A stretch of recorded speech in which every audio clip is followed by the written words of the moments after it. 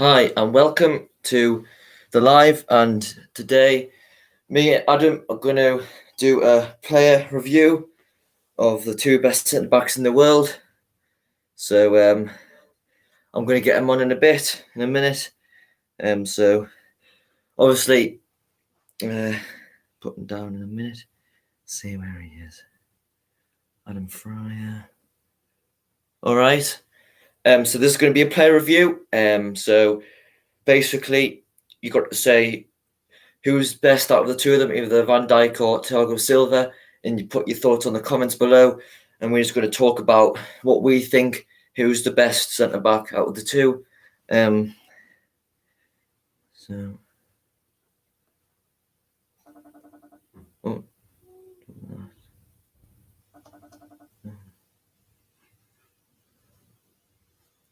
I'm going to get him on in a minute. All right, Liam White, welcome into the stream.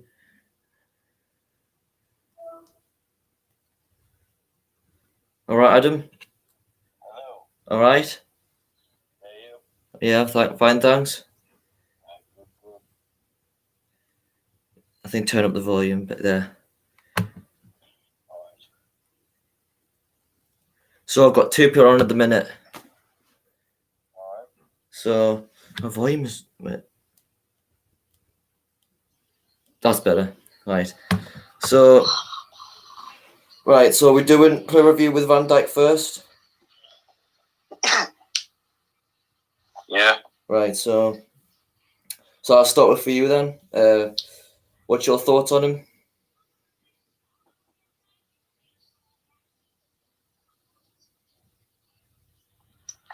Callum, I can't hear you. What's your thoughts on Van Dijk? All right. Well, I think he's class. To be fair, like his form for Liverpool.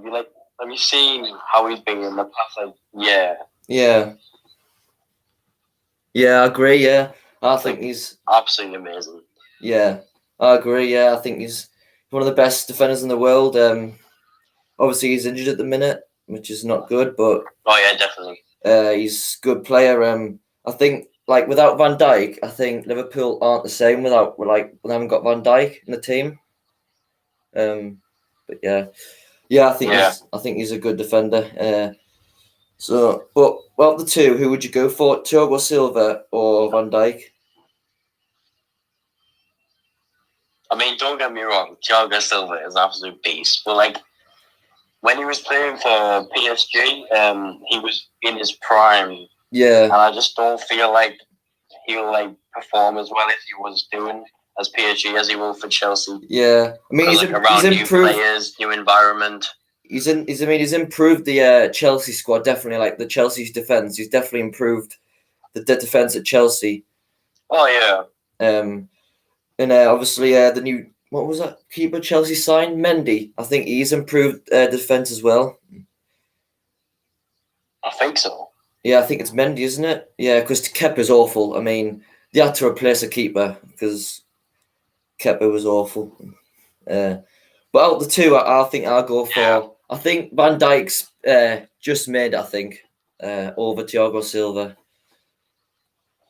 Yes. I would pick. But Thiago Silva is amazing centre back. Like he is world class. But I got to go with Thiago Silva. So. Yeah, the Brazilian legend, man. Yeah, Brazilian legend. So, yeah.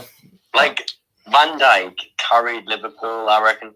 He carried them to the Champions League and the Premier League title. Yeah. Because he can score goals and he can defend as well. So who would you pick? Out of the Thiago and Van Dijk? Yeah. This is a tough one. Probably Van Dijk would do it for me. Probably Van Dijk. It's a tough one though. It's a tough one. Probably Van Dijk. But I would have any of them. I would have any of them in a team. It wouldn't. It wouldn't. But Van Dijk is young though, so I would probably take him because Thiago Silva is obviously getting old now. Mm-hmm. So I would take Van Dijk, yeah. But I say any of the two I would take. Yeah, take any of the two. Yeah. I think we need Van Dijk for like Newcastle, man. Sunderland, today our defence was awful, our attack was awful, and our strikers were awful. So basically our team was like awful. But Newcastle, no, I think Newcastle got a good defender like Lascelles. I mean, Sunderland is shite. Yeah, we are. Yeah, definitely. But Lascelles for Newcastle, I think he's good. Lascelles. Yeah. I think Shaw's good as well. But I don't think. Yeah. You've got a good defense. Just you attack, you strike. Well, Callum Wilson's good, but Joe Linton's awful. Wasted your money there. Yeah, he's absolutely crap. He used to be good. You paid 45 million for him, and he's only scored 3 goals so far. Oh, I know. Awful. It's like Will Grigg, who played 3 million for him, and he's only scored 5 goals. So, but yeah.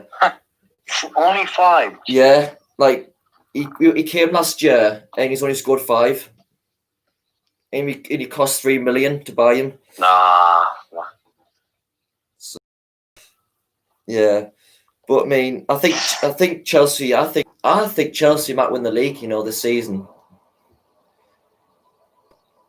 They have a high chance, with new signings. I think because Liverpool. Yeah, I think because Liverpool. They've got Matip out, Van Dijk. They've got Trent out injured, so I think they're going to struggle defensively. Obviously, attackingly they're going to be brilliant, but I think defense is going to be a bit shaky now. So yeah. I think I'm going to go for Chelsea for the Premier League title. I think City might win. If you think about it, Liverpool and Chelsea, and I've got this matchup. Yeah.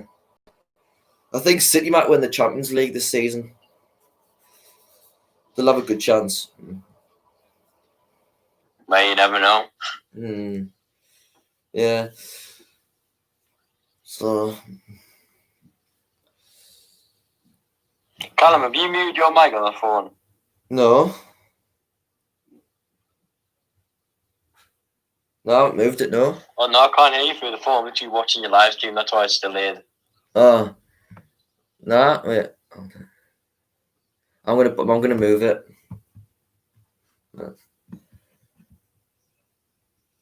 Yeah, I've moved it.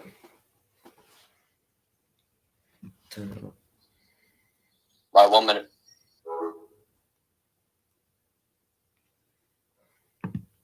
Wait a minute.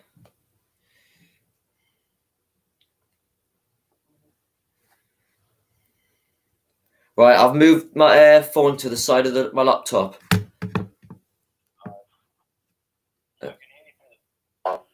Right, is that better now? Yeah. Right, because I had it in front of my laptop on the keyboard, on the mouse.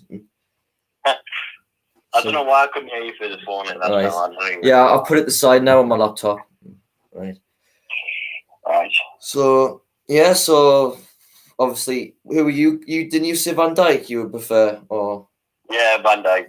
Even though I quite like Thiago Silva, I have to go with Van Dijk because he's been on form. Yeah. The past year, Thing is, right? Isn't this crazy? Thiago Silva was at PSG, but he never won the Champions League with them. Really? Oh, I didn't even know. Because because PSG got to the final last year against Bayern Munich and they lost 1-0. And then he moved to Chelsea right after the day after he moved to Chelsea. So he's never won a Champions League with PSG, and he's been there for 10 years.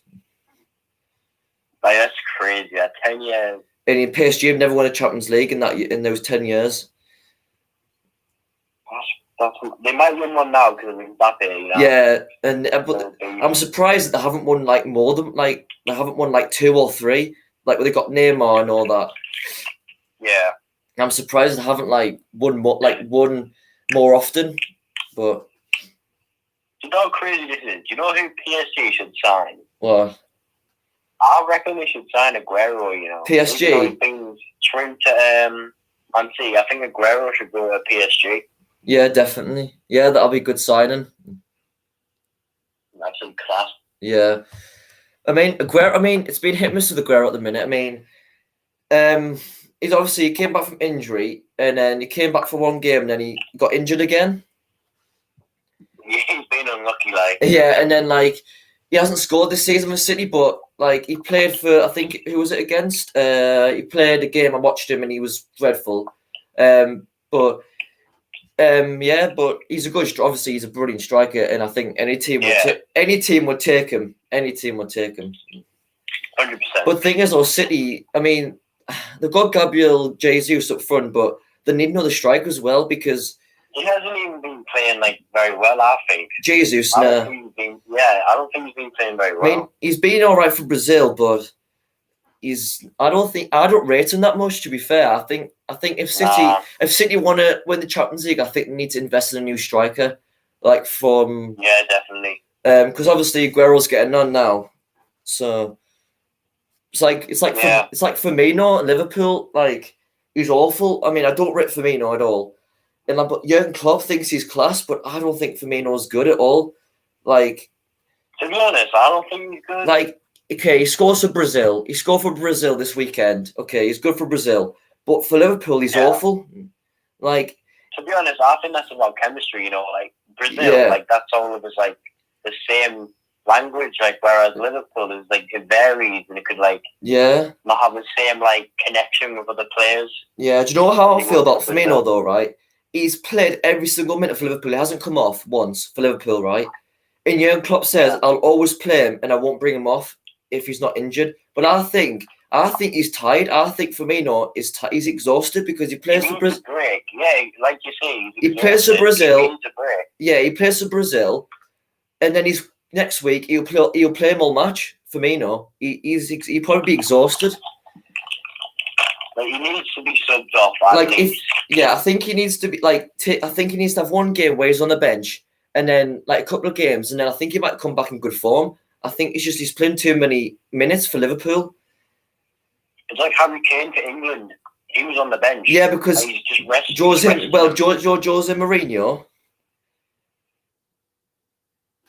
Do you know Mourinho, Adam?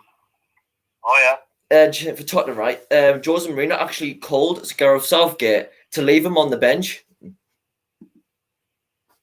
Oh really? Yeah, because Spurs. Because obviously Spurs are top of the league right now, and Kane and Son have been unreal for Spurs. And Mourinho wants to try and win the title for Tottenham, and he doesn't want Kane to get injured. So he asked Gareth Southgate if he could leave him on the bench for the international friendly. That's a good idea, you know. I think that's what Jurgen Klopp should do with Brazil. Yeah, honestly, true. Because I mean, Liverpool have got Salah and Mane, and then Jota, the new signing Jota actually for Liverpool has been really good signing for Liverpool. I mean, I don't think Liverpool need Firmino. Honestly, I don't think they do. Nah, not really. Because they've got Mane, they've got Salah, they've got Jota. They don't need Firmino. I don't think they need him. Nah. Should go to Newcastle. I think we need someone. Imagine if he did though. Imagine if Firmino went to Newcastle. That would be awesome. Crazy. I've got a question for you, Callum. What? Right, it's like out of the blue, right? But who would you choose over, right? Like looking at past games now about how they're playing. Yeah. Ronaldo. Don't look at past years, right. How they were then. Think of now. Right. Ronaldo or Messi. Oh God. Oh man, this is tough. Oh Jesus. You couldn't have asked a tougher question. Oh. Right. I'm gonna have to go for Messi. I'm getting for Ronaldo. No, do you know why I chose Messi? Well, one, because of his goals. 2, his skills are unreal. 3, he creates and scores goals. And his overall game is unreal. He's been unreal for Barcelona so many years now. And he's just I love him. I love Messi. And the reason why I didn't pick Ronaldo, I love Ronaldo. I think he's amazing. But he's a bull hog. Oh yeah, okay. He's a bull hog. I watched Portugal the past weeks. Ronaldo did not pass the ball once, not once. He literally shot from 50 yards every time it went over the bar. He didn't pass once.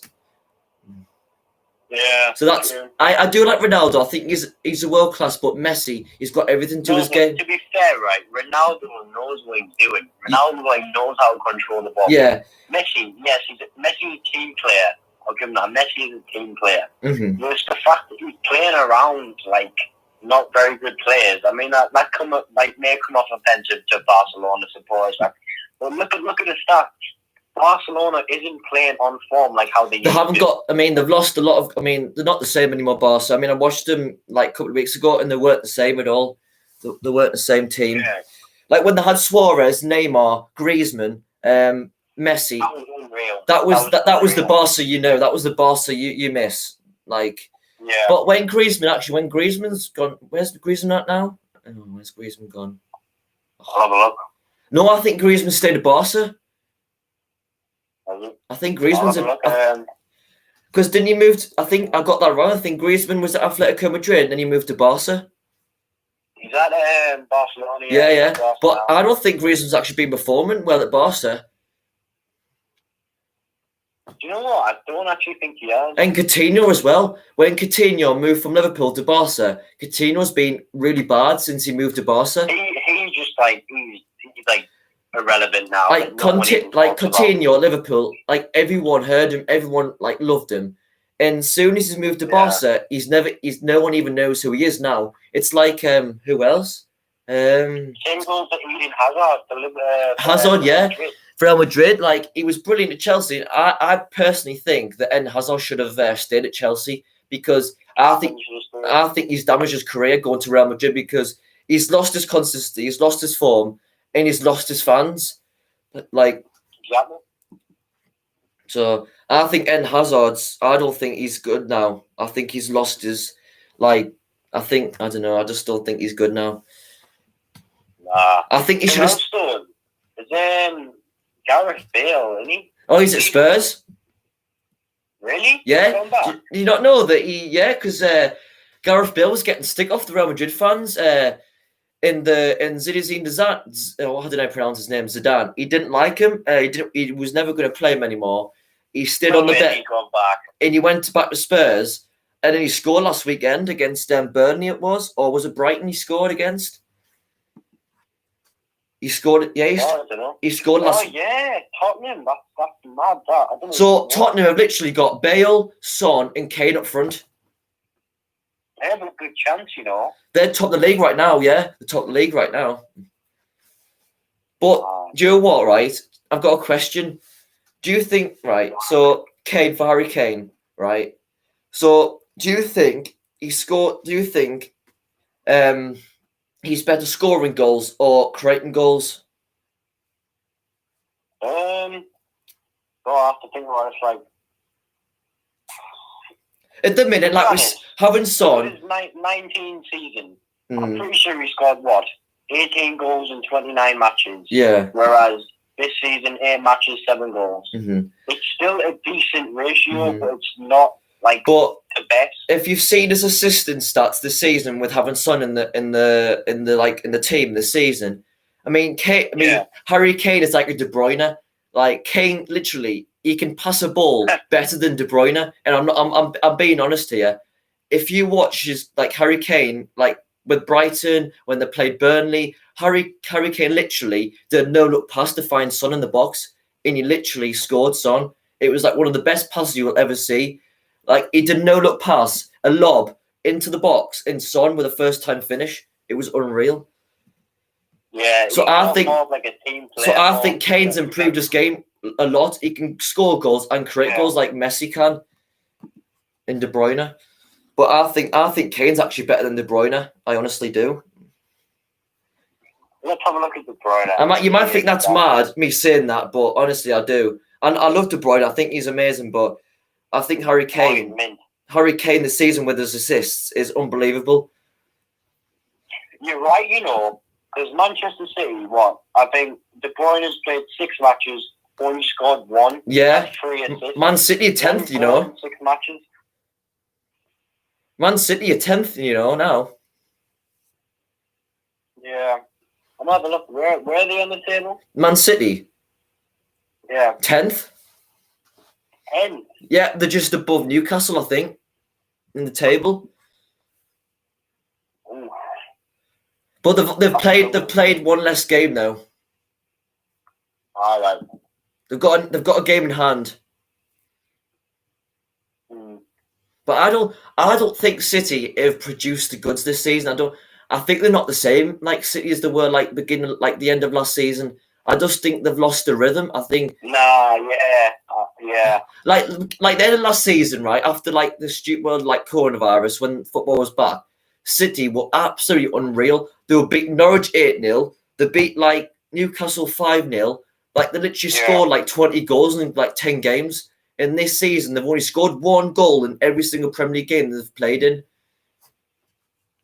I mean, it's not even like that bad. It's just not the best. Like in the Champions League, they've scored more than 3 goals, but in the Premier League, they've only scored 1 single goal in every game they've played.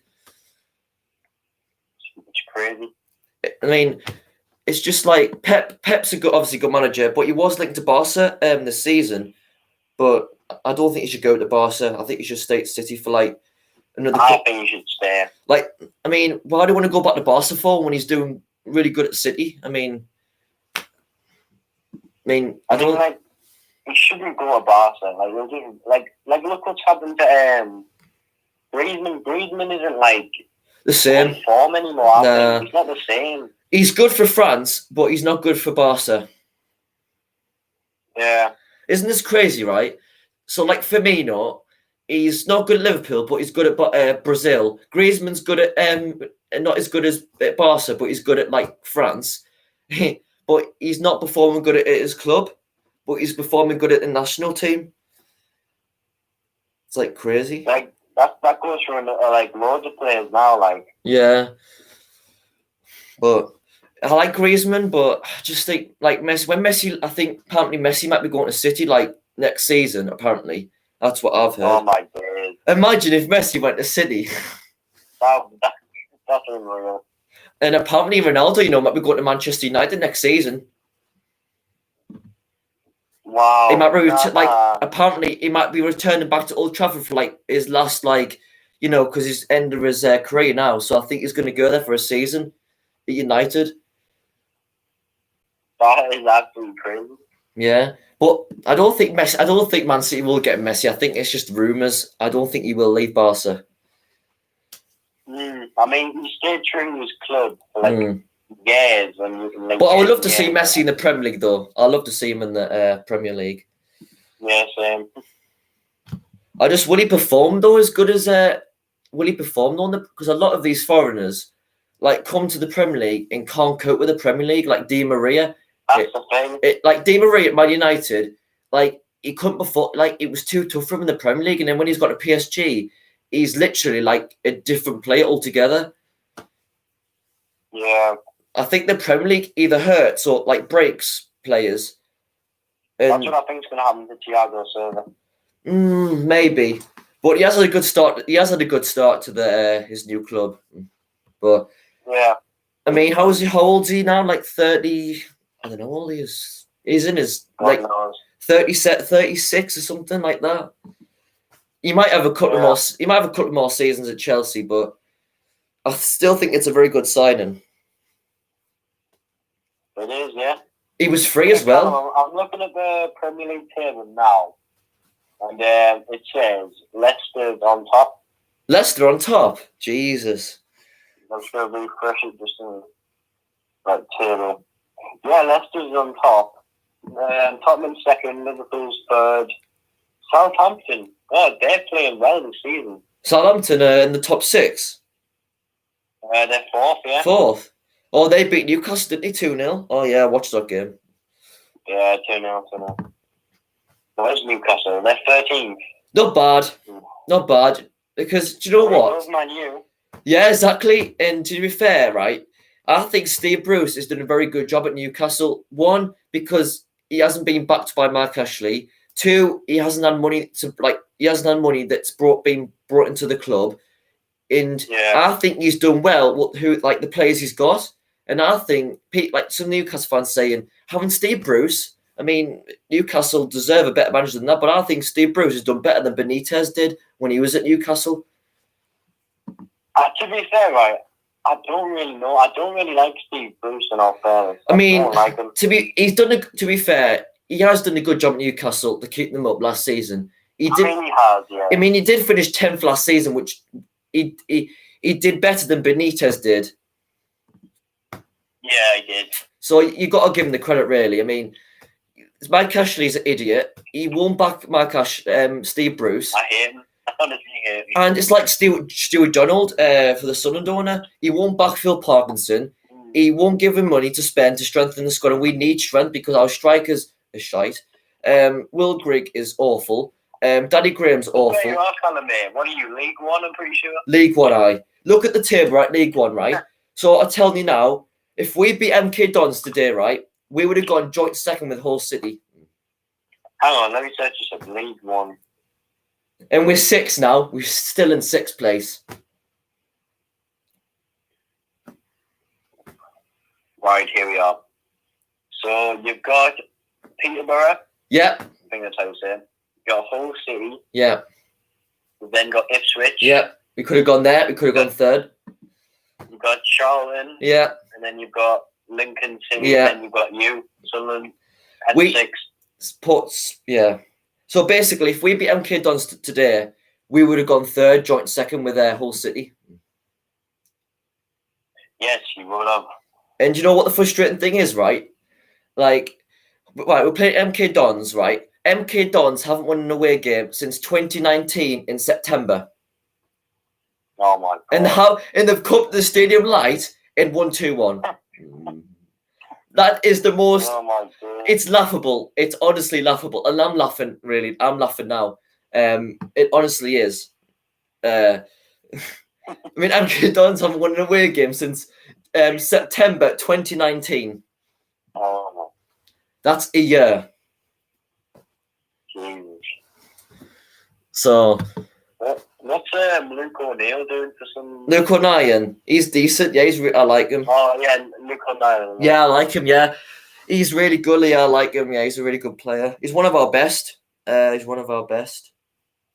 think. I mean, if you come on, look at his stats though. He's played 10 matches for Sunderland. Yeah. He's only scored 1. But he's a right back. Yeah, he's got one red, but Luke O'Neill, though, I think he's quality to be in the Championship. And if Sunderland don't go up this season, I think he'll leave, to be fair. You never know. Right. Yeah. We won't go up this season, I'm telling you now, because we honestly are absolutely horrendous. I literally watched them today on YouTube, and they were absolutely awful. I mean, they were just dreadful. I mean, no other question about it. Yeah, I can't, if only used one MK Dons. We literally would have been 3rd and only a point behind Peterborough in 1st. Literally, even if you got 1 point today, we would have gone 4th. Might have moved to 5th. Yeah. Yeah, 4th, even 4th. Yeah, but we haven't, and we're still bloody 6th in the league. Wait, what do you need again to move up in the table? What is it, top 2? Yeah, top 2 get promotion. That's what we're aiming for, the top 2. We would have been 1 point behind for being in the top 2. You've got plenty of time, though. Plenty of time, but when you're a Sunderland fan and you've had some horrible years, how can you have, belief that they can turn it around? Yeah. Sunderland got relegated to the Premier League, okay, Championship, okay, it's fine. Relegated to League One in the same season, 3 successive relegations in 3 years. I mean, you can't have any worse than that in a football club. I mean, I remember when Sunderland fans were laughing at Newcastle, saying when you went down to the Championship in Sunderland, were making memes on YouTube and Instagram. Who's laughing now, Carl? I didn't say anything. I said, "Oh, okay, unlucky." But all these Sunderland fans that were making memes on YouTube said, "Oh, Newcastle playing Bristol City away." But what about now when Sunderland played MK Dons at home and they get beat 2-1 for them? To be honest, fair, I don't mind Newcastle. I'm not like, I don't mind them, to be fair. That's just me. I hate Sunderland. Fair enough. I'm going to be honest, Callum, right? This may sound stupid. You can disagree if you want. But I honestly think the reason, obviously this happened none of your club's fault. Yeah. No Sunderland's fault. But Adam Johnson, when he got had all the bother in that, I think it's when he had to leave. I think that's when you started. Do you know what the frustrating thing was about Adam Johnson, right? Adam Johnson was the perfect player in our team. He literally was. I mean, he was, yeah. Was it Fulham? We played Fulham in the Premier League. Adam Johnson scored a hat-trick. He was literally unstoppable. And I remember when Roy Hodgson was there at Craven Cottage, when he was going to call him up for the England squad, in the dafty, like Adam Johnson, he was a daft little whatever. He went to bloody do it with how old was she? I'm pretty sure 14. Jesus, mate. I mean, when you're a player that's almost going to get the England team in literally having one of the best times in his career, and he destroys it doing that.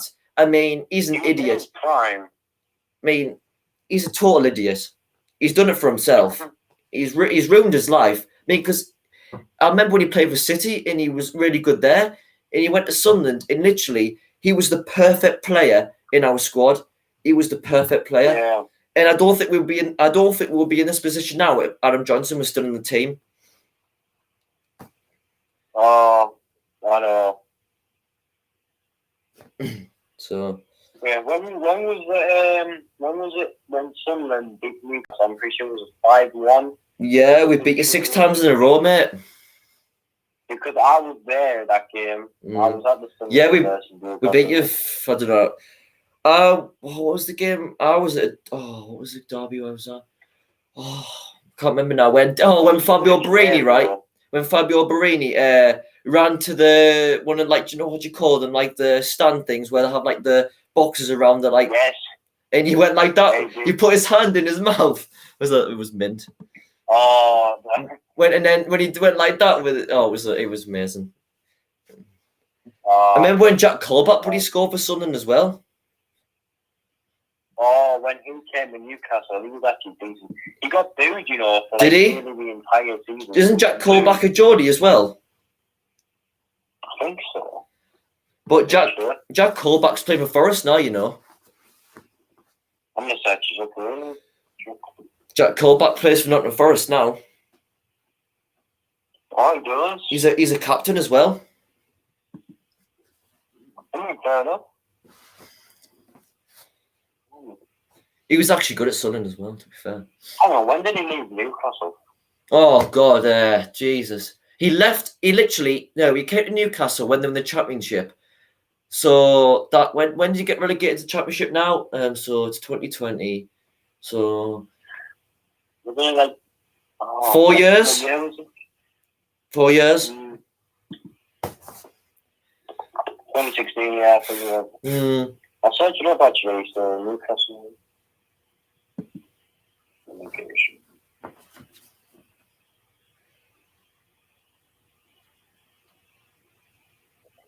Premier League.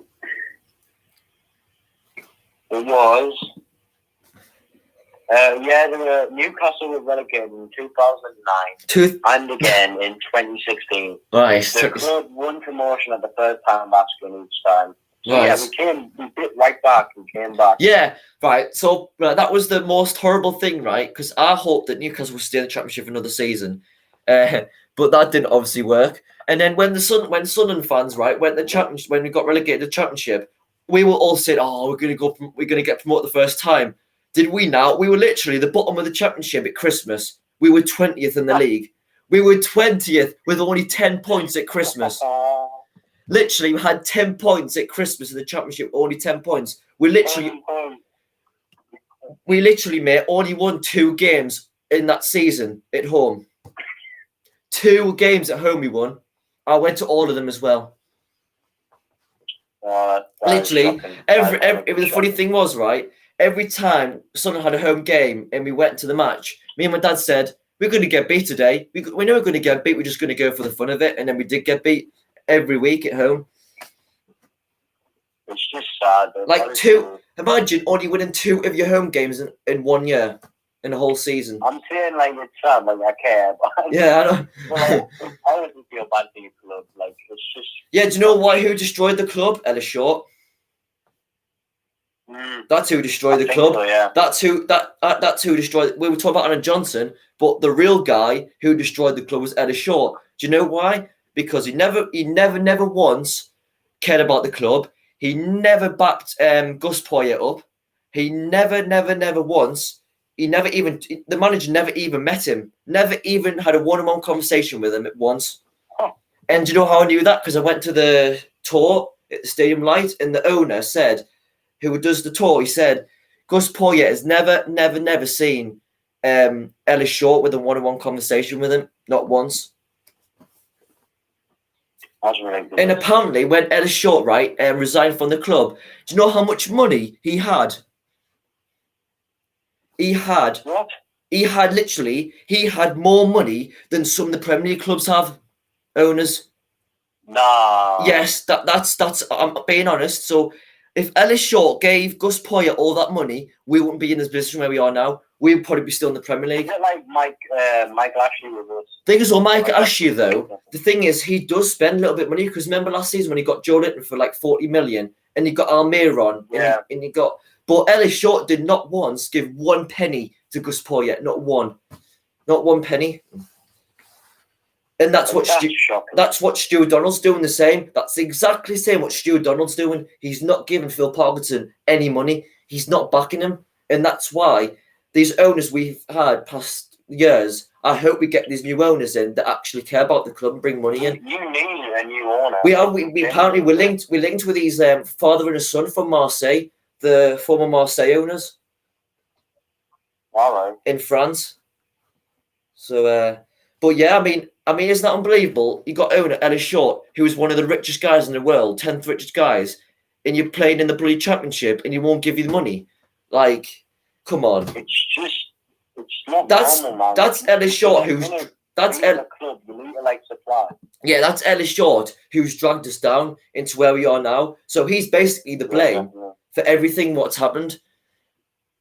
I mean, when David Moyes was appointed as a Sunderland manager, David Moyes, he was Sunderland fans were like didn't like him, were like abusing him, but it wasn't David Moyes' fault. He only could have what the players has got in front of him that he can put on the starting 11. He can't have him. He's not a miracle worker. He can't like produce Lionel Messi and De Bruyne. Like no, the Sunderland fans were like abusing him online, saying, "David Moyes, get out! You're useless." See, I'm like, really, like. No one even respected David Moyes, and I felt really sorry for him because he was getting booed every game. There was chants about him. It's awful. I mean, he's doing well at West Ham now. I mean, credit to him. I mean, he's a good manager, and I fully respect him as a man. But I just think Sunderland fans. Things with Sunderland fans is their expectation at Sunderland is ridiculous. You know what I mean? Yeah. The Sunderland fans expect Sunderland to be in the Premier League now, but they're not a Premier League team. They're a League One team now. Unfortunately, we don't have the money now to spend 25 million in the summer. We can only spend 1.5 million, and we don't have enough budget to the Sunderland fans think we're a Premier League side, but we're not. We're a League One side now. We're not a Premier League side. We used to be. We used to be, but we're not now. And that's the thing about the Sunderland fans is they expect us to climb up the leagues in the first season, and it's not simple like that. There's loads of stuff going on behind the club, and there is, because Stuart Donald's not speaking out. He's not caring. I mean, I've met him before, Stuart Donald, and he was a nice guy at the start. Yeah, he was a nice guy at the start. I mean, when he came, he said, "I'm going to back the club. I'm going to give Parkinson the money. I'm going to support them. I'm going to do anything to get them up in League One." In the first season, when he came in, he wanted to get promotion, and we didn't, unfortunately. We lost the playoff final. And as soon as that happened, we never saw him once. He never spoke up once since we lost the playoff final in 2019. And so ever since then, he's not cared one tuppence about the club because he expected us to get up in the first time he owned the club, and it hasn't happened. So stupid. Exactly. Like, why do we get all these? Why have all these owners that have money, but they just don't give the manager money? Like, it's literally, it's confusing me because Stuart Donald has money. That's why he bought the club, because he has money. And why is he not like? Oh, it's frustrating me. It's frustrating me. Like, yeah. Remember when Mike Ashley? The rumours about Mike Ashley owning Sunderland.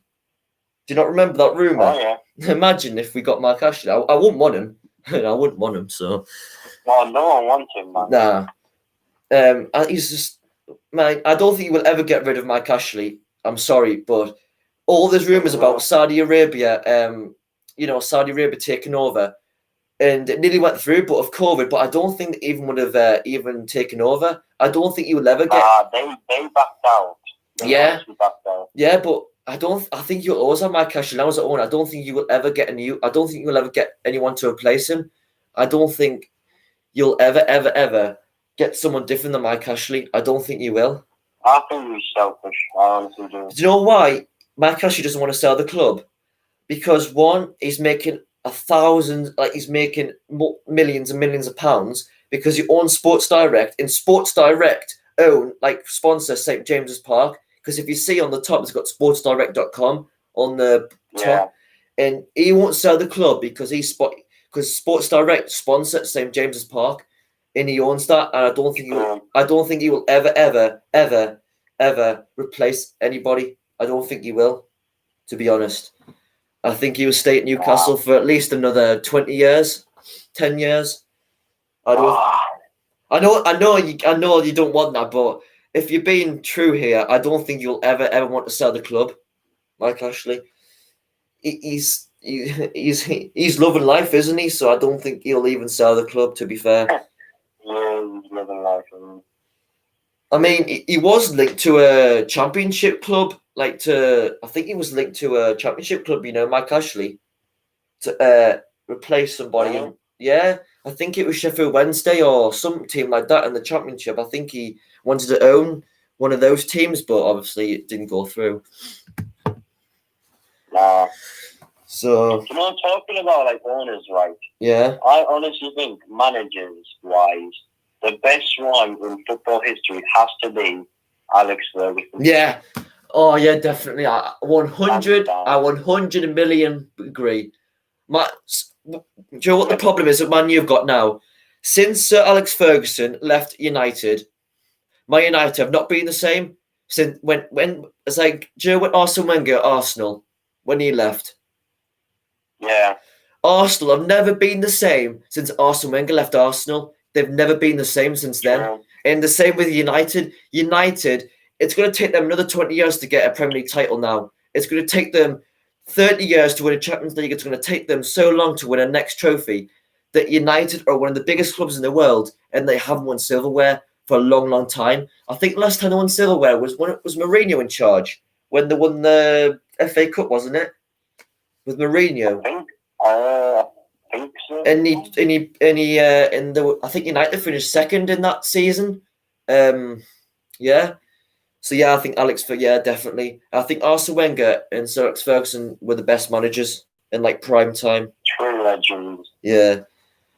But I feel sorry for United now because I just don't know. I feel sorry for the fans because they're not the same now. They used to win every game. They used to win every single Premier League title. They've won the most out of any team in the league. They've won 13 titles now.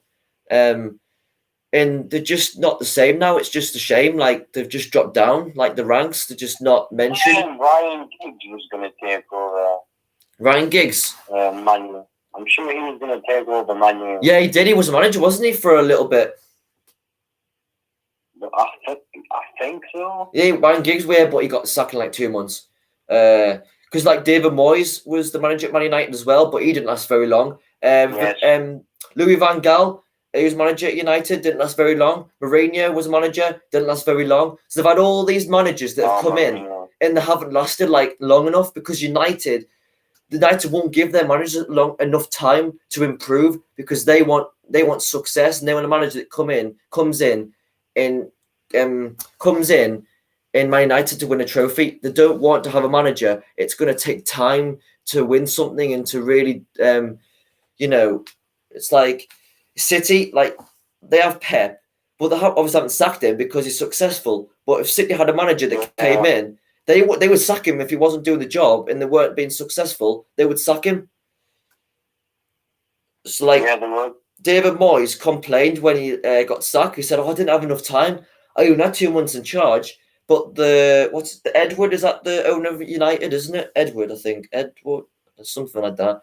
And he said that, at United, we are biggest club in the world, one of the successful teams in the world, and we want the manager that comes in straight away and improves the squad and wins trophies. We don't want a manager that takes 6, 10, 15 months to win like the first game or win like a couple of games. See, that's the problem with United. You've got to be the right man to come in straight away. And Ole Gunnar Solskjaer, I'm surprised he hasn't been sacked, because the 15th, I'm really surprised that United are keeping him, because if it was David Moyes in charge, they would sack him, or like Mourinho, they would sack him, but they're keeping Ole Gunnar Solskjaer. Well, wasn't he like the ex-United player? Wasn't he in the old days? He was a United player, wasn't he? So yeah, he was. So, like, I think, like, do you know what I think? I think the younger managers are being more successful now, like Frank Lampard at Chelsea, Mikel Arteta at Arsenal. I mean, he's won the FA Cup, Arteta, in his first season. He won the Community Shield against Liverpool. So he's already won 2 trophies in his first season at Arsenal. And he's only like 20, how old? 24?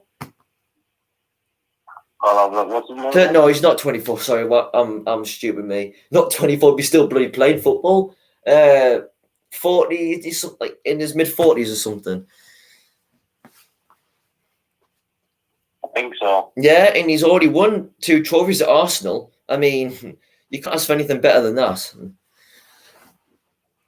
But Arsenal are shocking this season. Oh my God, Arsenal are shocking this season. They're not even in the top 10. Top 6, sorry.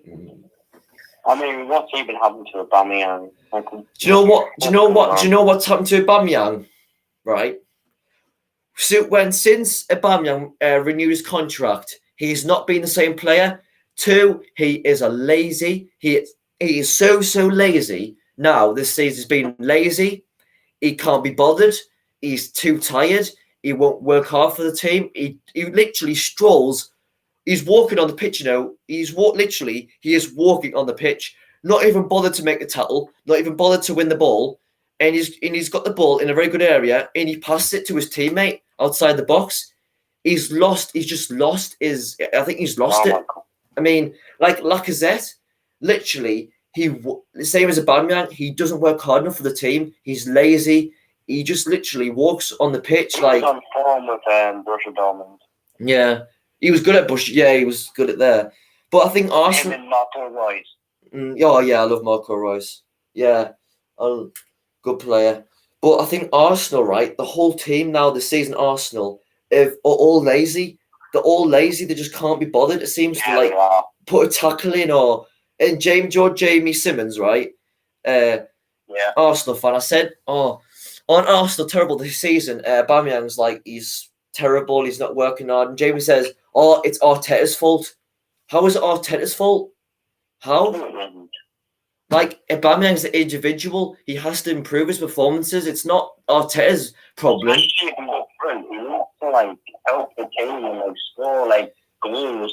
season Aubameyang was unbelievable. But Aubameyang last season, right? He was unbelievable. He nearly won the Golden Boot last season. He was only like the third off who won it last season? The Golden Boot. Oh, Jamie Vardy, wasn't it, last season? Golden Boot. I think it was Jamie Vardy who topped the. Then it was Danny Ings, and then it was Aubameyang. I'm sure. Jamie Vardy won it last year. It was Aubameyang. Was it Aubameyang? 19. All right. Aubameyang. See? Aubameyang was... No. Jamie Vardy. 2019. Jamie Vardy. Yeah, I thought it was. And wasn't Danny Ings like the second off it or something like that? I don't know. We literally said 2018-19 Aubameyang, 2018-19 Mane, Mohamed Salah, and then 2019-20 Jamie Vardy. Jamie Vardy. Yeah. I feel like Arsenal, right? Since they won the FA Cup final against Man City, they've literally lost it as a team. They've literally, like, if you watched Arsenal and Man City in the FA Cup final, it would be a different Arsenal you're watching now by miles, by country miles. Literally, Aubameyang worked, like, when it was the FA Cup final, he literally put everything into his performance. Everything. He was literally coming off the pitch, sweating, like literally. But now he's walking off the pitch. His heart and soul in the game. What? He put like his heart and soul in the game. Like, the start of this season, he's just looked like he's just lost his A game. I think he's just not the type of player that he was last season. Unfortunately, I don't know what's happened to him. He's just, since he signed the new contract, he's literally, I don't know what's happened to him, and I'd love to know what's going on in his head, because he won't shoot. United, when Arsenal played United a couple of weeks ago, Aubameyang literally only scored because he got a penalty, and after that he was useless. He literally only scored that penalty because obviously they got. It's just not the same. Lacazette, I really don't like Lacazette, and if you might not disagree or agree, but I think Lacazette I don't really like him. He is atrocious. He is literally the worst striker in the Premier League. I'm not even joking.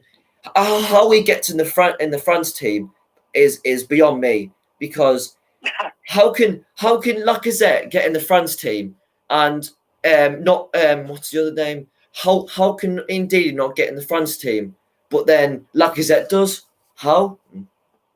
I don't really know, to be honest.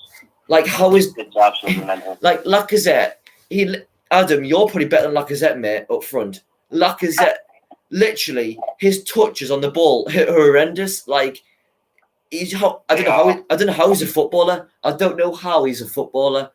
Like, it's just, I don't know. It's beyond me. I don't know how he plays him as well. I don't know how he plays him every week. I don't know. I really don't know. It's like, did you watch the Arsenal and Villa game last weekend when Villa won 3-0 against Arsenal? No, I didn't watch it. Well, Villa beat Arsenal 3-0 away, right? Really? Right, he played, Aston Villa won 3-0 against Arsenal at the Emirates for the first time in how many years, right? He played Aubameyang up front. He played Lacazette behind. He played Lacazette in midfield, right? With Ceballos in midfield, and he put Aubameyang up front, and he put Nketiah up front with Aubameyang. Now, I like Nketiah. I think he's the hardest working player in Arsenal team, and I think Nketiah he's so underrated. Yeah. I like him. I liked him at Leeds as well in the Championship. It's not just his goals; he works hard for the team. And Arsenal, every time Arsenal lost the ball, Nketiah literally ran from the other side of the pitch. The other side of the pitch, he sprint to win that ball, and he won the ball. But when he won the ball, no one was demanding the ball for Arsenal, and then Villa lost the ball. Arsenal lost the ball. Sorry, it's just like Aston Villa, right? I don't know. Obviously, Aston Villa to me have improved their squad like in depth, like from last season. I mean, they've signed they've signed Ross Barkley from Chelsea. They've got Jack Grealish. They've kept Jack Grealish because I know there was rumours about moving to United. They've got who else have they got? Oh, they've signed Ollie Watkins from Brentford from last season. They've signed who else have they signed? Ben Rama. Who else is this? Literally, Aston Villa's team now could be like the top 6 team. Like, it's unbelievable how they've signed all these players, and the depth of squad now they've got is unbelievable. True. So, I got a question. So all the Premier League managers, right? Who has improved the most since last season? Like last season, who was a standout manager for you last season in the Premier League? I have to think about this one. Yeah. Ooh.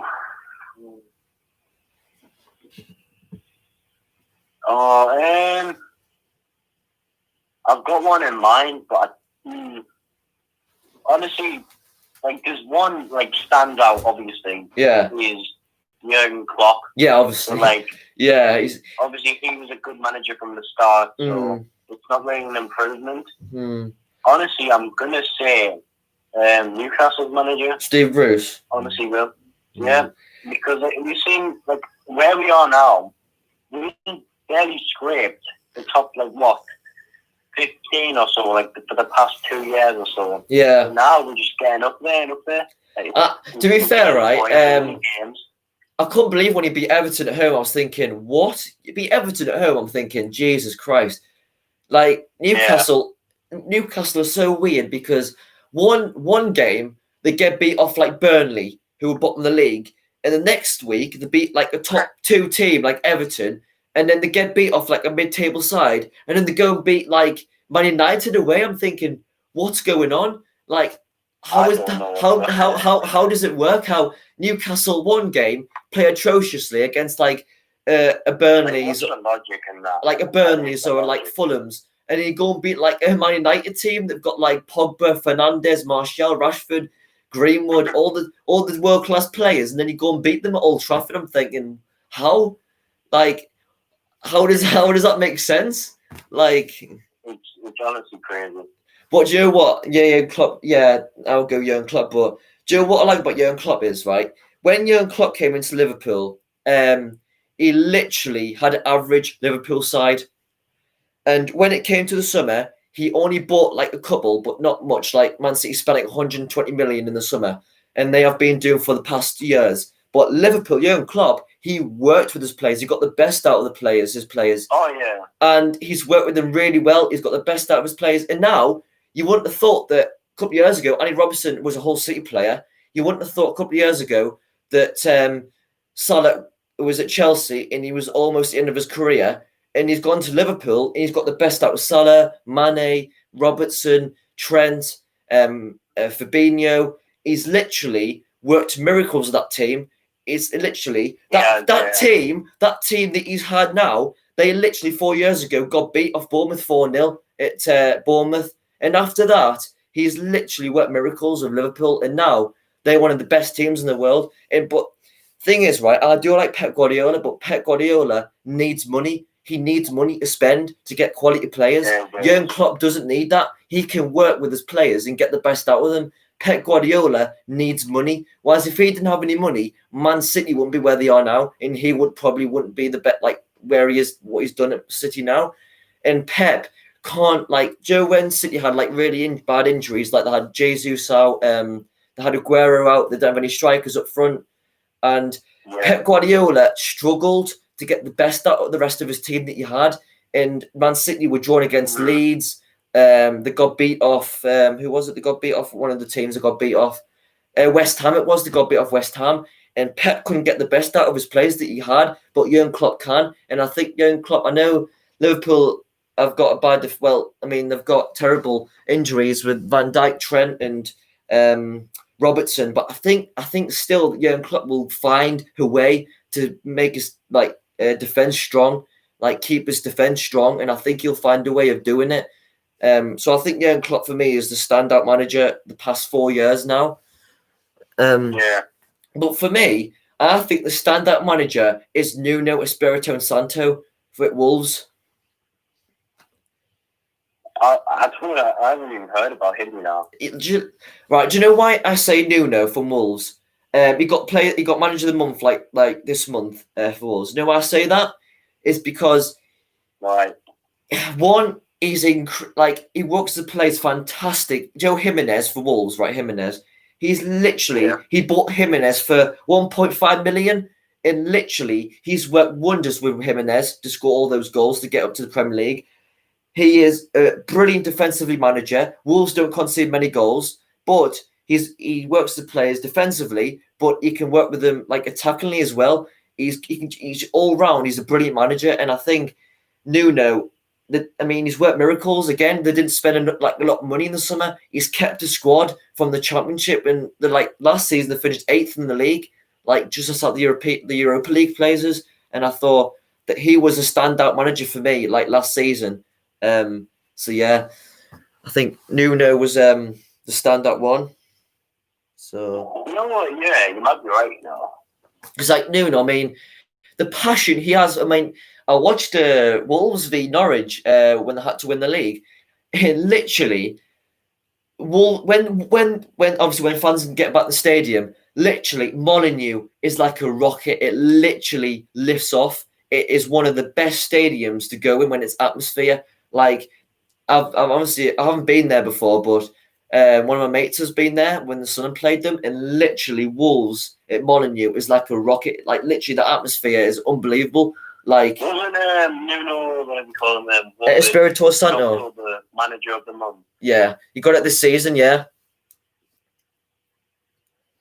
it was either Brendan Rodgers, Mourinho, Nuno, Jurgen Klopp, Ralph Hasenhüttl for Southampton, which I think honestly that Ralph Hasenhüttl deserves manager of the month for Southampton. We're Southampton 3rd or something ridiculous. 4th, did you say? 4th. It doesn't matter how 4th, but they're in the top 6. Ralph Hasenhüttl, Southampton are 4th in the Premier League. Yeah, the 4th in the Premier League with Southampton.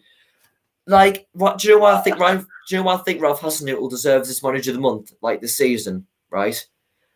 Southampton got beat off Leicester 9-0 at St Mary's last season, and literally the club was about to fall apart.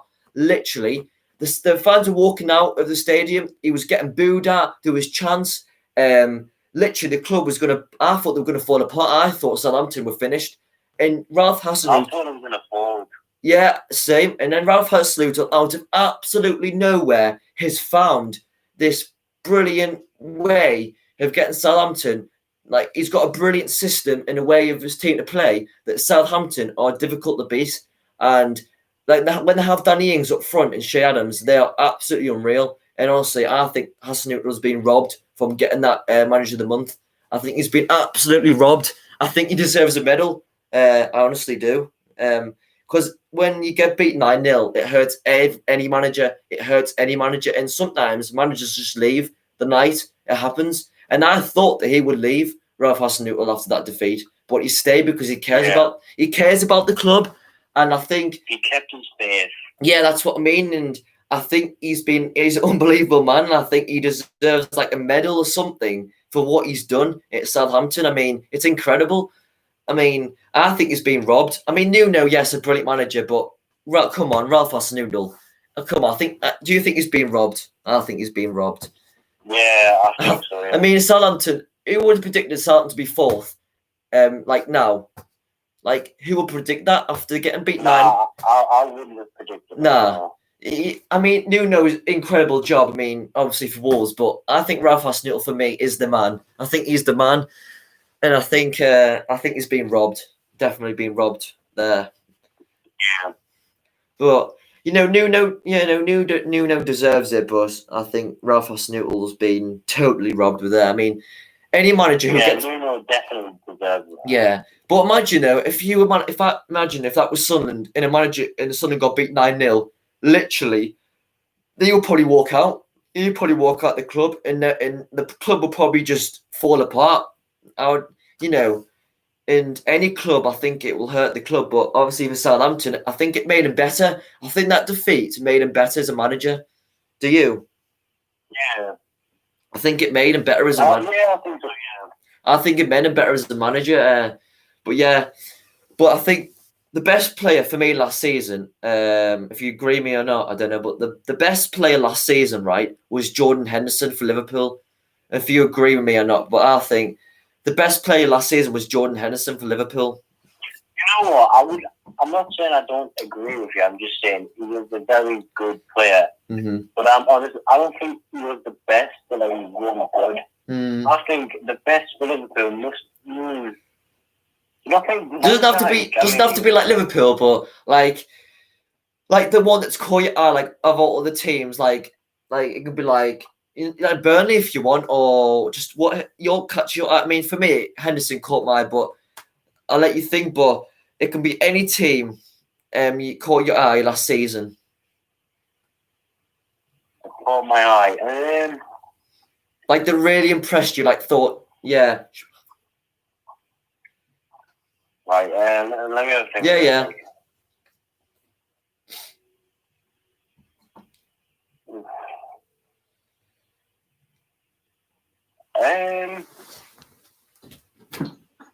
Honestly, what caught my eye? Yeah. You might disagree, right? But Man City. Who? Manchester City. Nice. Even though they came second, they did catch my eye. Yeah. Just a little bit, because if you look at the 2019 table, let me just search it up real quick. 2019 table. Yeah. So Liverpool on 99 points, Man City 81. So look at the gap between. Yeah, it was unbelievable. I got unbelievable. The second. Yeah. 66 to 81. Like that is just. That's crazy. But you know why, Jordan? I agree with you. Totally agree with you. But you know why I said Jordan Henderson is because he literally ran the show for Liverpool last season. Like when Liverpool, right, had a really good spell in the Champions League and they won it, obviously, in the Premier League. But I think Jordan Henderson, right, he ran the show of Liverpool in that midfield. He worked incredibly hard and on the ball and off the ball, and he created chances. I think his passing's really, really good. I think his strength on the ball is second to none. And I think Jordan Henderson, to me, is one of the best midfielders in the world. And obviously, some people might disagree with me or, whatever, but that's my opinion on it. And Sunderland, I can't believe Sunderland had Jordan Henderson. I mean, I remember watching him at Sunderland, Jordan Henderson, and I could tell he had quality in him. I could tell he's going to be this real star in the future, and he is. I mean, he's won the Champions League, he's won the Premier League, he's won the Club World Cup, he's won everything at Liverpool. I think Jordan Henderson is one of the best midfielders in the world. I know he's not the fastest, I know he's not the skillfulest, but sometimes in football, it doesn't mind about skillful and pace. All you have to do is get the ball and just make a pass, just make a brilliant ball, and that could make all the difference. And I think Jordan Henderson, for me personally, is the best guy last season. But at the minute this season, who's catching my eye is Danny Ings. And Danny Ings is, for me, after his bad injury he got with Liverpool, obviously it didn't work out at Liverpool, unfortunately, with his injury. He had a really bad injury. And I thought, this is the end of his career. He's not going to come back from this. But he went to Southampton. And last season, he scored 25 goals last season in all competitions. His goals he scored was unbelievable. But unfortunately, I really feel sad for him because if he didn't have that injury, I think, right, he would be still at Liverpool right now. And I think it'll be good play for Liverpool now. I think, right, if Liverpool want to sign a new striker, which they don't, but if they do, if they obviously have to, I think they should go for Danny Ings. Definitely. I think they should, because I think he deserves his chance to play for Liverpool. I think he deserves his chance to play in the Champions League, and I think he deserves his chance to lift the trophy because what he's been through in his career, so a lot of players who have a bad injury like that, horrific injury like that, they don't come back from it, but he has. In Southampton, he's doing unbelievably well, and he's the one this season that's caught my eye. I don't know about you this season, but Danny Ings has been one of the best strikers. He's been on form. Yeah, he's been really on form. But do you agree, or do you have someone else in mind this season who's started the season well? Can be anybody like striker or defender or centre mid or. Well, like we mentioned earlier on the live, Van Dijk. Yeah, Van Dijk. Yeah. Harry Kane stands out for me. Harry Kane. Yeah. Yeah, I mean, you can get because there's been a lot of good performances this season so far. There's been Son, Kane, Ings. There's been, do you know what the standout goalkeeper is for me this season? Right, because obviously, Kepa for Chelsea's been having problems in net for Chelsea. Obviously, one of the most expensive keepers in the world, and he's been awful. But for me, the standout keeper, I know he's only been there for only a couple of matches, but Edouard Mendy in goal for Chelsea. I mean, kept 5 clean sheets, only conceded 1 goal, and there was 6 games. His saves have been unbelievable. And it's not just his saves. He's so comfortable in net. It's like he's a defender in goal. Like, it's so comfortable having him in net because you know that he's going to get that ball. He's not going to make a mistake and he's going to clear it away from danger. But Kepa for Chelsea, I mean, do you see that time where Maurizio Sarri was the manager for Chelsea and he told him to come off and he refused to come off? Yeah. That, I mean, what's the sense in that? He did that. Maurizio Sarri did that for a reason because Willy Caballero is good saving penalties, and that could have actually won the cup for Chelsea. But because Kepa is a stubborn guy who didn't want to come off because he wanted to be the hero, he wasn't the hero because he didn't save a penalty. And Caballero is one of the best keepers for saving penalties. I think he's a stubborn guy, and I think he's a rude guy because he swore at Maurizio Sarri. He told him to F off and all this, and that's why Sarri left. It's just not like a footballer's. And you know, and like, Chelsea, literally, they bought him for 85 million, one of the most expensive keepers in the world. 85, yeah, and he's only kept 5 clean sheets in 2 seasons. 5 clean sheets. That's insane. From a keeper that you bought for 85 million and you buy Edouard Mendy from Rennes for like 35 million and he's already kept like 5 clean sheets and 6 appearances. Like, it's just incredible. Like, he's like a defender for me because he's so comfortable on the ball as well. Like Jordan Pickford. I know Jordan Pickford's horrendous, but he is good with the ball. I've got a question for you, mate. Jordan Pickford, what's your views on him? Jordan Pickford. Yeah. Mm-hmm. Should he start for England or not? Should he start for Everton or not? I don't know. I mean, let's say England, right? Mm-hmm. I'm going to be honest. He was really good for England. For Everton, I'm not too sure because I didn't really watch Everton, but like, I don't think he was playing as well as England. I don't know if you have a different. Well, during the penalty save that he made for England against Colombia, that save. Yeah. Everyone absolutely loved him. We were singing when I went to visit Sunderland and we went on the bus back home. It was class. Everyone on the bus, right, was singing Jordan Pickford, da da da da. Jordan Pickford. Literally, everyone was chanting that. And this season, literally, people call him butter hands. Literally, it's gone from loving Pickford to like hating Pickford. And you know what? He got death threats, you know, mate. Really? Yeah, because do you know why Van Dijk got injured? Why? Because of Jordan Pickford's foul on him. It was, you should watch it now. It was horrific foul on Van Dijk. He should have been banned for that. Yeah, that was the worst foul I've seen from a goalkeeper commit. It was awful to watch, and that's why Van Dijk is out because it caused on Jordan Pickford. He got no card for it. They didn't even get a penalty for it, and most importantly, he didn't get banned for it. He didn't get anything. He didn't get anything for it, and that's why he was getting death threats on social media saying, "Oh, I'm gonna." Oh, I've just watched it. Isn't it bad? Isn't it bad? That is horrendous. His knee, right? His knee, right? Literally bends the other way. He should have got a red for that. He did not get. Do you know why he didn't get anything for it? He didn't even get the ball, man. In VAR, do you know how long that took for VAR to make that decision? It took them 10 minutes to decide whether that should be a yellow or a red card or not. No. It took them 10 minutes to decide if that was a red card. It didn't even take me 1 second. When I saw that, that's a red card. You don't need to even look at it. What else can you see? He didn't get the ball picked, but he got Van Dijk. What else? What else are they looking at? VAR? What are they blind or something? Literally, that could be like a career-ending injury. He could have got honestly. I've just seen it. That's horrendous. Literally, he didn't even get a car. They didn't get a penalty for it. That's the most horrendous thing I've ever seen. They didn't even get a penalty for it, which was ridiculous in any way. And I do feel bad for Pickford in a way because he was getting death threats. Did he mean it? Did he not? I don't know. But it was a bad foul. And I don't know. He didn't mean it, but it's just like a horrendous. Yeah, but I don't think you should get. I don't think you should be getting death threats. I don't think any player should be getting death. Like, no player in the world should be getting them.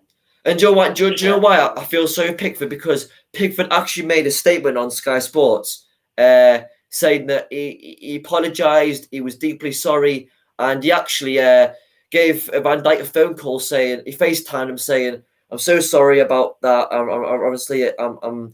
really sorry. I feel really bad, and I hope you get well soon." And when I watched that, I thought that's a respectful guy that I see. Yeah. Maybe he's not good at goal. He's not a good goalkeeper now for Everton. But when I see that, I see respect in that, and I see care for Jordan Pickford. And I don't know why people have been cut because he actually called his parents as well to defend him because he was getting so bad death threats. Right? Someone actually came to his house and tried to break in his house. What? Yeah, and someone else tried to slit his tires on his car. Oh my God. And do you know who those were? What? Guess who they were? Everton fans. Oh, no way. Yeah, Everton fans were doing that. Yeah, all those Everton fans were making death threats. No, from his own team. Yeah, because they don't. All these. I read the article on it, right? And they weren't all Everton fans, but some Everton fans. I don't believe the Everton fans because what they said to Pickford was, right, I don't think they're true Everton fans because I think, right, they've got a little bit of Liverpool in them as well.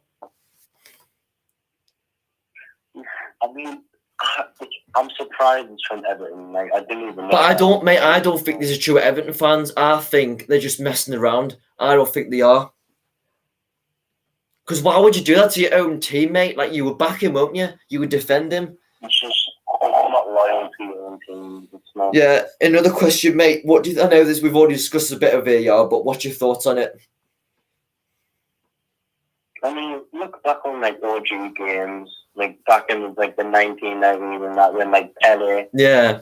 Pele was saying like they didn't have VAR. Yeah, no. Maradona, when he had balls, nothing happened, bro. Like they didn't have VAR. I know. Do you know what? I don't like VAR. Personally. Yeah. Do you know what VAR? Right. I strongly hate it. Literally, I literally hate VAR in every circumstance. Do you know why I hate it? Because one, they take 20 minutes to decide if it's a foul or a card. Then they ask the referee to go to the monitor to see what he thinks, and then the referee gives a stupid decision because the VAR can't decide for themselves. So what's the point of having VAR when they're asking the ref to check it for them? Aren't they supposed to make the decision? Oh, no. Aren't they supposed to make the decision for themselves? They should. Like, and literally, do you know why? Do you know why I don't? Do you know why football is not the same anymore? It's because VAR. Literally, you can't celebrate. You can't celebrate a goal with your fans or your players because you don't know whether it's a goal or not. And it doesn't count. And it's so technical now in football. It's like it's all technology. It's like, is it really football you're watching or is it something different? Because it's always stop and start. For literally, I watched the game the other week, right? And this Sadio Mane, I love Sadio Mane. I think he's a good player. But you know what Sadio Mane does? He dives. I've seen it so many times from Mane. But have you seen Mane and Salah who dive? I mean, it's like Mane. He literally dived. One of the players didn't even touch him, and he literally went flying over, rolled onto the pitch, and started holding his leg around on the pitch. And I think to myself, "Oh my!" And what are they looking at in this situation? What are they looking at? I mean, he didn't even touch him. He literally was about 2 meters from him. In Mane went on the floor and started rolling on the floor. And it's pathetic. How can VAR not see that he's dived? Like, what else are they watching? What else are they looking at? They take 10 minutes to decide on a decision. It's so stupid. They just need to get. And do you know why players? Do you know why players go down for in the penalty area? Because they know they've got a 50-50 chance of getting a penalty. Because if the VAR don't give it, then the referee will go to the monitor and he'll probably give it. Yeah. So I think it's sport the game completely. It's sport the game completely. But you know what? I think players are diving more often now than they ever did because they are most likely to get the decision on their way because either VAR can't decide and then it goes to the referee to go to the monitor, and that's why players dive more in the box than they ever have done because they know they've got VAR. So it goes to VAR for the check. It's like a couple of years ago, referee, he would have given it, or he wouldn't have given it, and that's it. End of it. Story. That's it. Not a penalty. But now that's how football. That's how it should be. But it's not football. You can't even celebrate a goal with your fans because does it count? Does it not count? You're waiting 20 minutes to see if it's a goal or not. And yes, it's a good. The goal counts. But when it's 20, when you're waiting 20 minutes, you don't feel like celebrating because you know. Well, why have to wait 20 minutes? Why have to wait 20 minutes for a decision? Like it's and this. What do you think of this? What do you think of this handball rule and the offside rule as well? That's come in. I think it's horrendous. I think it's a bit. There's a lot of like sexual thing. I don't know how to say the word is, but like ball to hand and handball. Yeah. How are they going to do that? But the thing is, right, there's been so many penalties being given by VAR by players, but sometimes players can't help by handling the ball because it's in an unnatural position. So they put their bodies, turn the body away from, turn their bodies that way, and the ball hits there, but it's an unnatural position. How can you help that? How can you prevent that from hitting your arm? How can you prevent that? You can't. But then they're looking at it as if, right, if it hits any part of your hand, if it's intentional or not, it's a penalty, which is stupid. Because if a player is diving to block a shot and he bikes to put his hand out in an unnatural position, how can he help it? He's blocking the shot. He's blocking the shot. So how can you help that from not hitting his hand? Where else can it go? It's unnatural position. Exactly. I think VAR is so.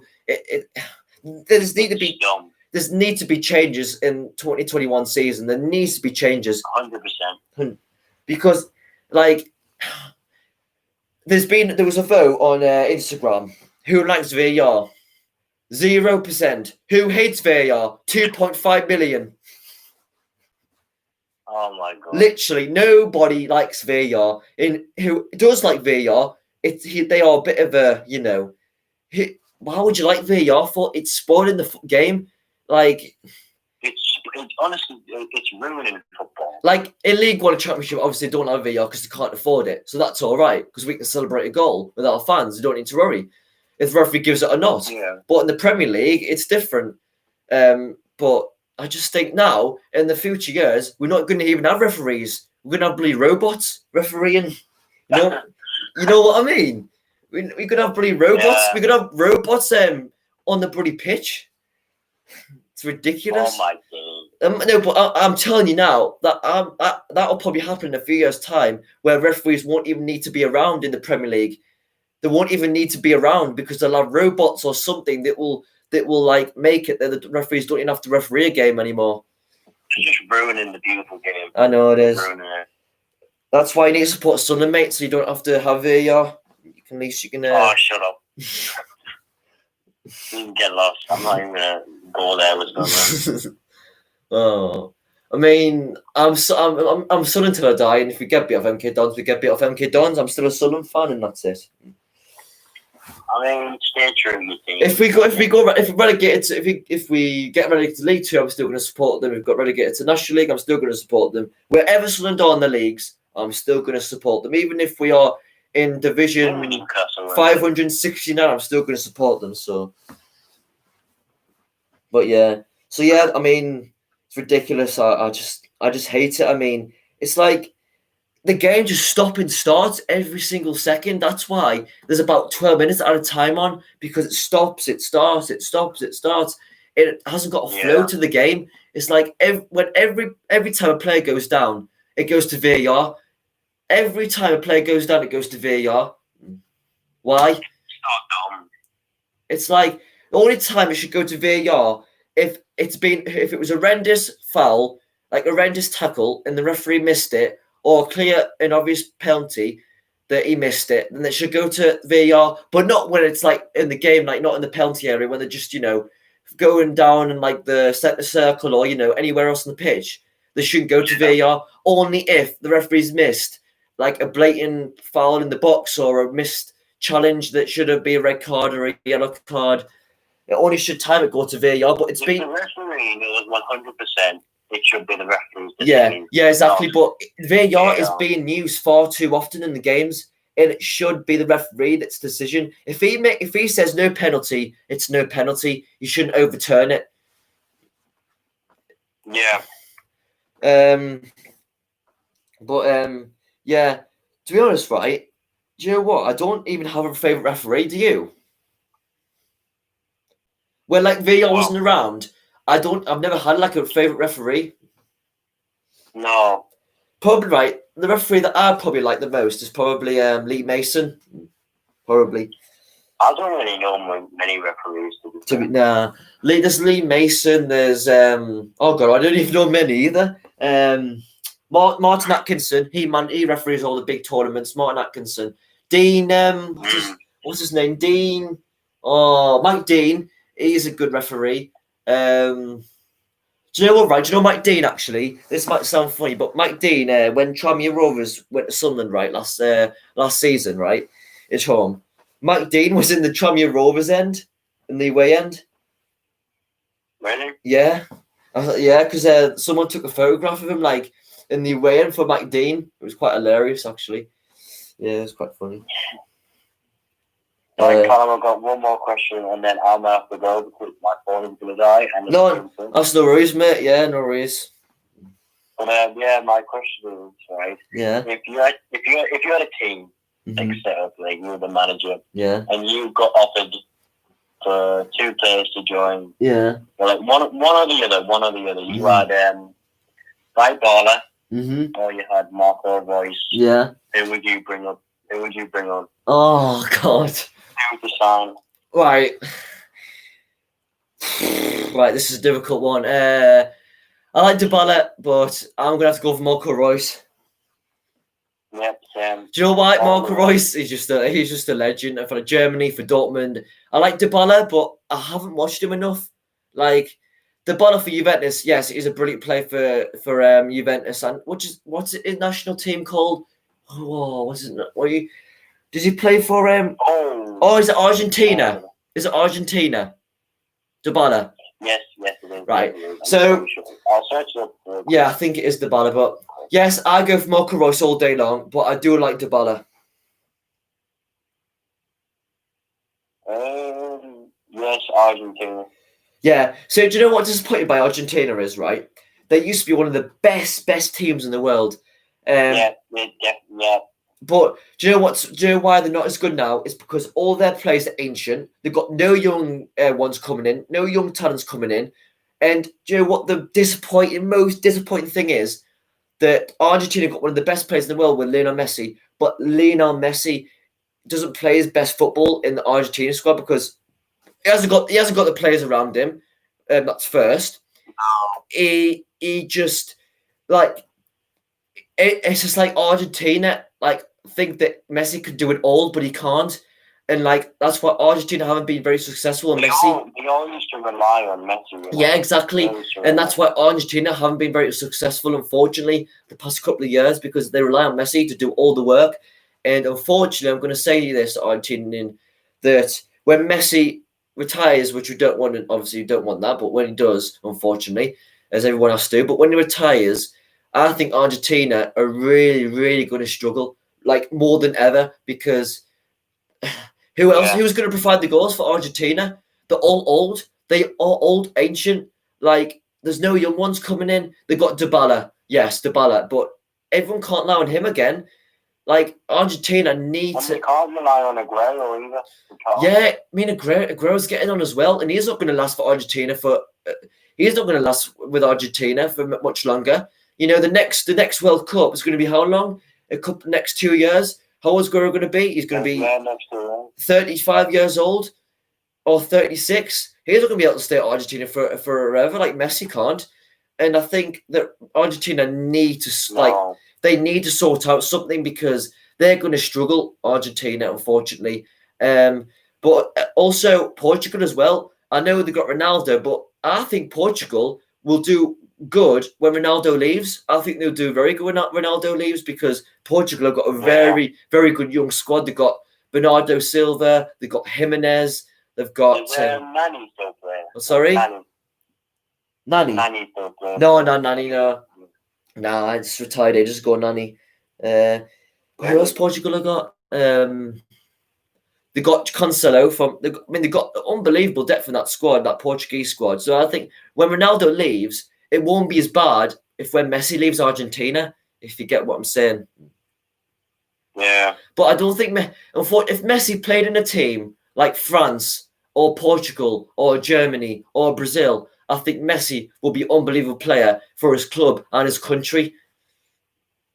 Yeah. Because he has the players around him, like Brazil has players around. He'll have the players around him, like Spain will have the players around him. But unfortunately, he's at Argentina, so it's very unfortunate. He hasn't been very successful in international, and that's why people say Ronaldo is top to Messi because Ronaldo's been successful in international and club. That's why people say Ronaldo has been successful and he's one of the best players. But Messi, unfortunately, hasn't been able to do the same job he's done at Barca to into Argentina squad. But it's very unfortunate. It is sad because obviously. That's why I was saying before, like after Ronaldo's there. Yeah, and I had agreed at some point that Ronaldo's. But see, as though Ronaldo's been lucky that he's had the players around him in Portuguese. Like he's had the players around him to get the best out of him in international. Messi hasn't. He's only had Aguero and Dybala, but who else for Argentina? Like they all just rely on Messi on one. You can't rely on one player in your team to do all the work because Messi's getting old now. I can't say he's not the same player as he used to be, but he's not this like. I don't want to say that, but he's not the same now. And unfortunately, I wish Messi was in a better squad for international. I wish he was in a different international team, and I think he would be very successful in both, like for club and country. But unfortunately, Messi hasn't. It's just been very unfortunate for him. But yeah, I think still Messi is the best player for me in the world because he's the all-round game. He's got an all-round game to him that's really lovely to watch. And it's understandable. Yeah, but I do like Ronaldo as well. He's probably my second best player. But thing is though, Neymar's like one of the top 4 in the world. But Neymar is hit and miss. Like one game he could be absolutely unbelievable. The next game he could be absolutely. But the thing is though with Neymar is right. If things don't go for him, he gives up. He doesn't try. If things don't go well, to be honest though, Neymar does hog the ball too much. He tries to do much with the ball. He tries to do clever flicks and tricks and stuff. And his diving is absolutely horrendous. His diving. It's not good to watch.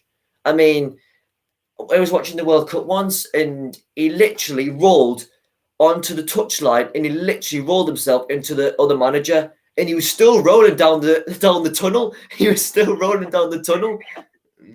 Literally, he's an unbelievable player, but sometimes he can be a bit of a arsehole. And obviously on social media, he can be a bit of. Sometimes he says on social media is not nice. He does pick on some of his Brazilian teammates, which I don't agree with. And he is a good player, very good player, but he's just not consistent enough. Like Ronaldo over the years has been very consistent. Messi been very consistent, but Neymar is hit and miss. I would prefer Mbappe in my team than Neymar because Mbappe is 20 years old. He's already won a World Cup.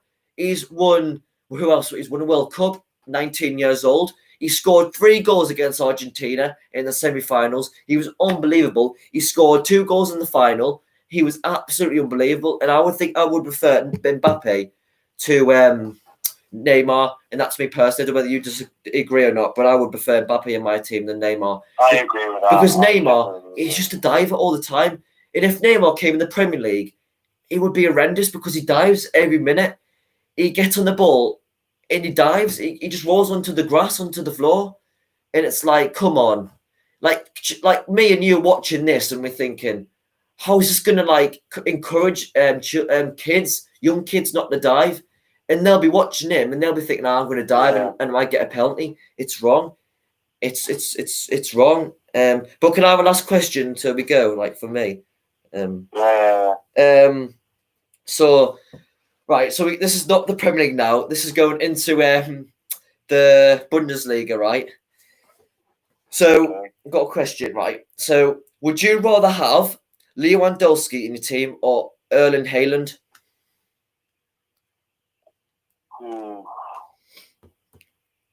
To be honest, I don't know who the second guy is and all. Haaland for Dortmund. Right, I'll talk you through Haaland, right? So Haaland's 20 years old. He plays for Dortmund, right? Last season, he's Norwegian. Last season, he literally was on fire in that German Bundesliga. Like towards the end of last season, like when we had this COVID and the football was back, literally, Haaland was scoring goals from left, right, and centre. And you should after this, mate, you should watch some of his goals he scored for Dortmund because his finishing at 19 years old was unbelievable. And I think he's going to be one of the best players in the future. Haaland, I think he's going to be one of the best strikers in the world. I think he's going to reach like Ronaldo and Messi. I think Haaland is unbelievable. And obviously, you know Lewandowski, so obviously Lewandowski's obviously a legend, isn't he? He's got everything. Yeah.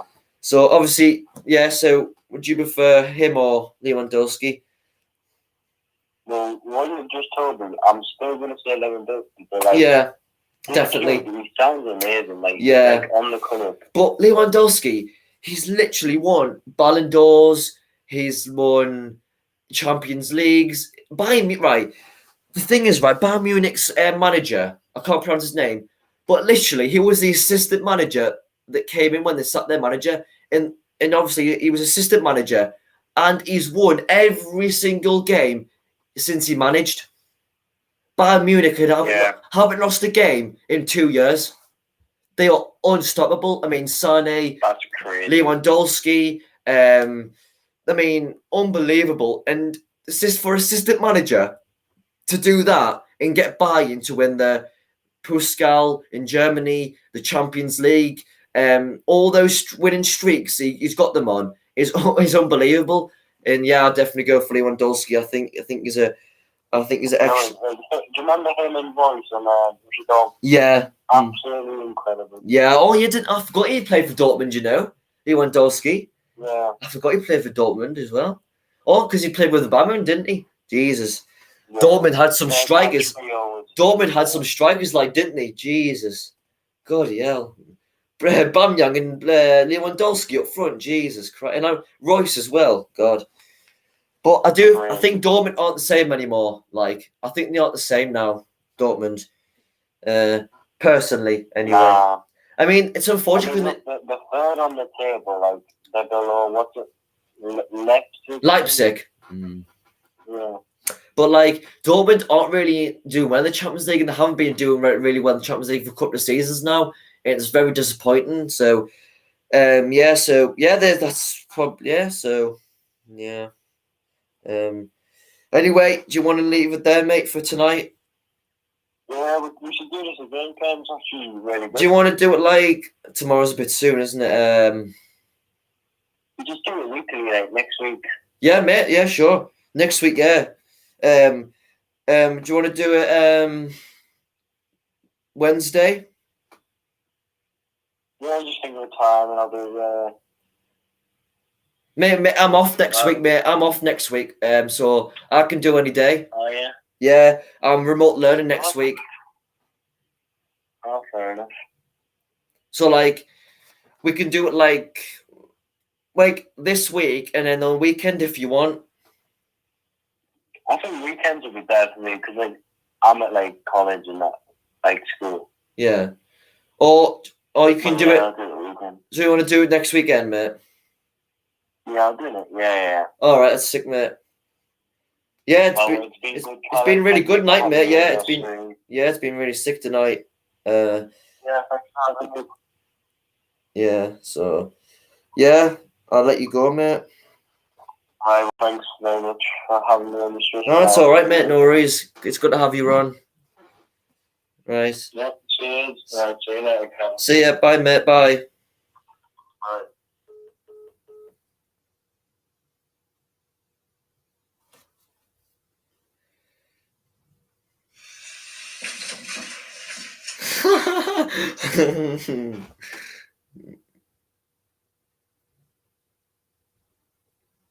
Day long, lol.